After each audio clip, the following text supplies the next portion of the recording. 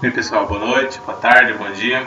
Aqui fala o seu professor de Biologia, Alex, da Escola Estadual Edgar Barbosa. Eu vou apresentar para vocês aqui uma videoaula sobre o reino protista, que deve durar em torno de uns 15 minutos. Bem, o reino protista, ou podemos dizer protoctista, foram os primeiros seres vivos dotados de células eucariontes. Mas o que são células eucariontes? São aquelas que possuem um núcleo individualizado e organelas membranosas. Aqui na nossa imagem, vocês podem perceber que na figura da esquerda tem um núcleo bem definido, uma membrana aqui separando o nucleolo do resto da célula. Já na célula da direita, procariota, não existe esse núcleo, tem um espaço que é chamado de nucleóide, que não tem uma divisão celular propriamente dita, e lá onde ficam o DNA e o RNA estão meio que soltos, entre aspas. E além disso, a célula eucarionte tem essas organelas membranosas. Aqui no desenho a gente pode ver, por exemplo, a mitocôndria, que não existe na célula procarionte. Ou seja, as células procariontes são mais antigas e as células eucariontes são as mais recentes, certo? São as mais desenvolvidas. Bem, dentro do reino protista nós temos dois tipos principais de organismos. São as algas, aqui vocês podem ver algumas fotos, e os protozoários aqui. Nessa videoaula a gente vai tratar exclusivamente das algas. E quais são as definições de alga? Bem, as algas são organismos eucariontes, como já foi explicado, e tem uma organização corporal simples. Percebam aqui nessa foto que é um mato, né? Não tem nada de diferente. Não é complexo como uma árvore que tem galho, tem tronco, tem fruto. É só um filamento único, muito parecido com uma célula praticamente idêntica à outra.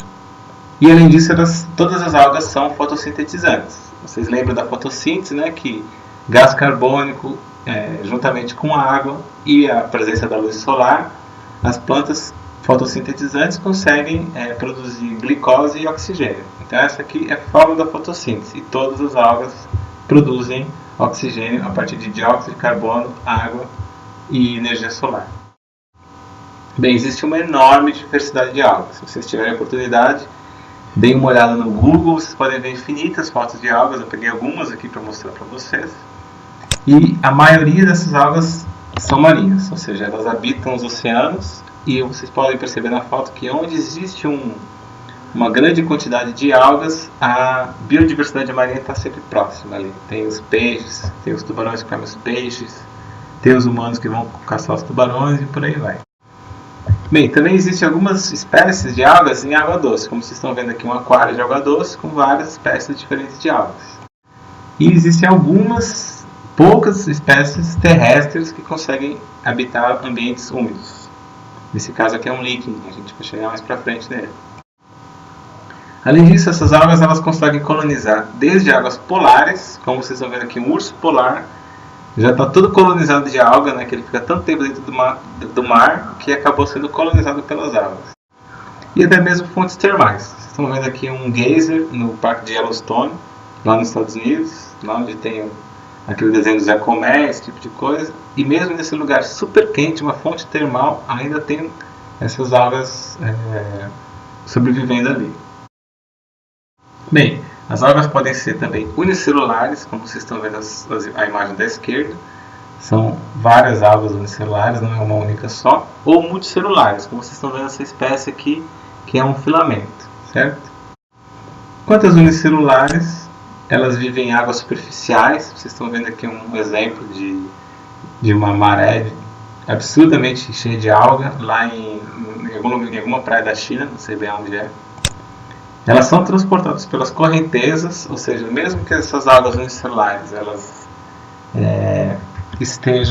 tenham algum organismo alguma maneira de se movimentar, elas ainda são transportadas pelas correntes, que são muito mais fortes do que elas. Então, essas algas unicelulares elas constituem fitoplâncton. E aqui vocês veem uma imagem com muitas espécies de algas unicelulares, visto no microscópio, né, claro, e isso daqui é que seria o fitoplâncton. A gente vai voltar a isso daqui a pouco. E essas algas também elas formam a base da cadeia alimentar, ou seja, as algas elas estão através da energia solar, estão produzindo energia aqui para a base da pirâmide, e vão fornecer alimento para as conchas, para as lagostas, para os camarões, e esses animais vão ser consumidos por outros animais como peixes, e depois vem outros peixes maiores, caranguejos, etc., e até que chega-se no topo da cadeia, que são os tubarões, as aves marinhas e os humanos, né? E as algas multicelulares? Bem, as algas multicelulares nós chamamos de talófitas, porque elas parecem com talos. Percebam aqui que são vários talos. Elas têm estruturas simples, não são coisas assim muito desenvolvidas. Pense quando vocês estão entrando no mar. Aí vocês estão passando a área de arrebentação, tem um monte de alga boiando. Peguem uma daquelas algas na mão, dê uma olhada. Percebam se ela é muito complexa ou se ela é simples. Ela é simples, ela parece que ela é toda feita de um único tipo de célula. Aqui nessa ilustraçãozinha vocês percebem que muitas delas estão fixadas no substrato, no chão, no fundo do mar, né? Então elas têm alguma coisa, uma estrutura para se fixar, que chama-se rizoide, e daí o talo, e daí se chama talófitas, certo? Além disso, elas formam conjuntos, né, agregados de células e são praticamente iguais entre si. Dê uma olhada aqui nessa imagem. É um banco de areia, um pedaço de pedra para fora da maré, e tem tanta alga que você não consegue diferenciar uma da outra. Elas são todas praticamente iguais.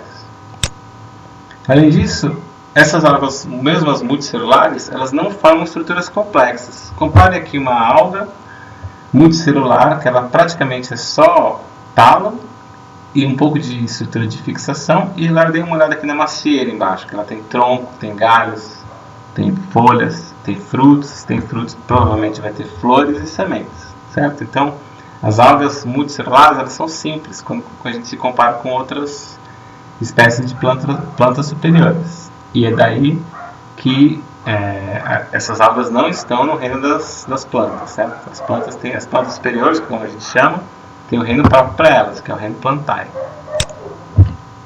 Bem, agora voltando ao fitoplâncton. O que é o fitoplâncton? O fitoplâncton é um conjunto de seres vivos microscópicos. Aqui uma outra foto de microscópio. Vocês estão vendo várias células. Cada célulazinha dessa é um fitoplâncton. O fitoplâncton constitui a base das cadeias. Todos os animais aqui que estão se alimentando de outros animais, de plantas e de qualquer outro ser vivo, eles são basicamente o combustível deles é o fitoplâncton, ou seja, essas algas unicelulares, elas estão produzindo biomassa para toda a cadeia alimentar. E elas também são a principal responsável pela liberação de gás oxigênio na atmosfera. Ou seja, imaginem um mar gigante como é totalmente colonizado por essas células, por essas algas unicelulares. Elas estão povoando todo o mar e estão produzindo oxigênio através da fotossíntese. Então, imagina isso elevado ao tamanho do mar inteiro. Na verdade, não são as florestas, mas são as algas nos mares que estão produzindo a maior parte do oxigênio que a gente respira. E além disso, elas flutuam livremente. Algumas espécies de algas, do fitoplâncton, né, elas têm estruturas de movimentação, como os cílios, mas esses cílios não é o suficiente para lutar contra uma corrente marinha. Então elas estão flutuando e são passivamente arrastadas pelas correntes. Aqui vocês conseguem ver na imagem algumas correntes, certo? Bem, quanto à reprodução. As algas podem se reproduzir sexuada ou assexuadamente. Na reprodução sexuada, a gente está vendo aqui um esqueminha simples, que o que eu quero chamar a atenção para vocês é o ponto da união sexual. Ou seja, quando duas algas se encontram e aí se fundem, né, dentro de um citoplasma, de um único citoplasma, e começam a produzir um zigoto, que seria um embrião, né, no caso dos humanos. Então, a partir da formação do zigoto e da duplicação, né, dessas números de células, aí o próximo passo é realmente a liberação de células jovens. Ou seja, essas célulazinhas aqui que estão livre-natantes, estão sendo arrastadas aqui pela correnteza, elas se encontram, fazem esse encontro sexual, né, para trocar gametas e produzem outros indivíduos.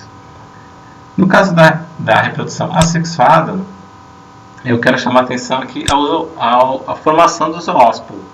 Ou seja, é uma célula também que está nadando ali livremente na coluna d'água, e chega um momento que ela consegue se fixar em algum local. E aí percebam que ela começa a fazer o quê? Ela começa a crescer. E as células são muito parecidas entre si, são simples, né? Chega um determinado momento que algumas dessas células formam novos zoósporos e liberam eles automaticamente, sem precisar do quê? De contato sexual. Então, eu poderia praticamente chamar essa reprodução sexual de uma clonagem. É o único zoósporo que produz uma alga inteira que pode produzir infinitos zoósporos de novo. Bem, e qual que é a importância econômica, né, das algas? Tem muita importância econômica. Eu posso citar, por exemplo, a utilização industrial do agar, que é um tipo de gelatina, a maré vermelha, que muitos de vocês já devem ter visto aqui nas praias do Rio Grande do Norte, em vezes que vocês vão à praia, e o banho é impossível porque tem tanta alga que você não consegue nem passar da arrebentação. E muita alga também fedendo, né, na areia, assim, se biodegradando. Então a maré vermelha é um problema, porque se você tem uma cidade como Natal, altamente turística, e você tem episódios de maré vermelha recorrentes, as pessoas vão começar a perceber que Natal não é um bom lugar para se tomar banho de mar. Um outro exemplo seria o uso de microalgas na produção de biocombustíveis. Aqui no Brasil, o álcool combustível é principalmente produzido a partir da cana-de-açúcar. Mas, como eu já tinha dito, as algas é a maior quantidade de biomassa que existe no planeta. Então, o potencial para o uso de algas como biocombustíveis é enorme. E além disso também, claro, a alimentação humana. Quem já foi comer no restaurante japonês, ou já viu na televisão esse tipo de coisa, os orientais comem muita alga, muito mais algas do que nós brasileiros. Bem, além disso tem infinitos outros tipos de aplicação econômica e a gente vai retornar isso em aula na terça-feira. Bem, quanto aos líquens. Os líquens é uma forma de organismo que na verdade é uma associação mutualística entre um fungo e uma alga. Ou seja, o que quer dizer uma associação mutualística? É o seguinte, esses dois indivíduos, essas duas espécies diferentes, elas estão convivendo no mesmo lugar, no sentido que a alga, como vocês veem aqui, essa aqui é uma imagem de microscópio de varredura. Aqui esse 1 centímetro aqui mais ou menos seria 10 nanômetros, que é 1 milionésimo de centímetro, muito pequena essa imagem. Aqui tem uma coloração verde, uma alga unicelular, e a alga está produzindo o quê? Fotossíntese, está fornecendo alimento para o fungo. Perceba que o fungo está encostando, pegando as moléculas de glicose dessa alga. E ao mesmo tempo o fungo oferece proteção para a alga. Proteção contra o quê? Proteção contra o ressecamento. Que se não houvesse o fungo, como esses líquidos estão fora, né, da água, a alga ia ressecar quando o sol chegasse perto do meio-dia. Mas então esse fungo oferece uma proteção contra o ressecamento dessa alga. E também fornece a estrutura física para que ela cresça, se reproduza. Bem, como eu estava falando, os líquens, né, é o único tipo de alga que sobrevive fora da água, fora do meio aquático. Então aqui tem várias imagens, né, os líquens podem crescer em troncos de árvores, em rochas, aqui um exemplo, ou então até mesmo diretamente no solo. Outra coisa interessante dos líquens é que eles são altamente sensíveis à poluição do ar. Pensem aqui um pouquinho essa cidade, que cidade é essa? Quem conhece essa cidade sabe que não tem, ou pelo menos pela foto, dá para perceber que não tem muitos troncos de árvores, não tem rochas, não tem solo exposto. Então onde é que seria aqui, onde a gente ia encontrar líquens aí? Não tem nem lugar para eles ficarem. Mas como vocês já fizeram uma atividade aqui no Edgar, a nossa pequena caça aos líquens, vocês sabem também que aqui eu tirei uma foto do Google Maps, está o Edgar Barbosa aqui, e são essas árvores que nós procuramos, né, se a gente conseguir encontrar líquen. Encontramos em algumas delas. Agora, se a nossa escola estivesse do lado de uma avenida grande, por exemplo, a Bernardo Vieira, que passasse ônibus, carro, caminhão, trem, será que esses líquens existiriam ainda nas árvores? Provavelmente não. Provavelmente nós conseguimos encontrar líquens aqui nas árvores do Edgar Barbosa porque o entorno é tranquilo, não tem muitos carros, não tem muita poluição, então possibilita o aparecimento de líquens. Pessoal, muito obrigado. Essa foi a primeira videoaula que vocês assistiram minha e tenham um ótimo fim de semana.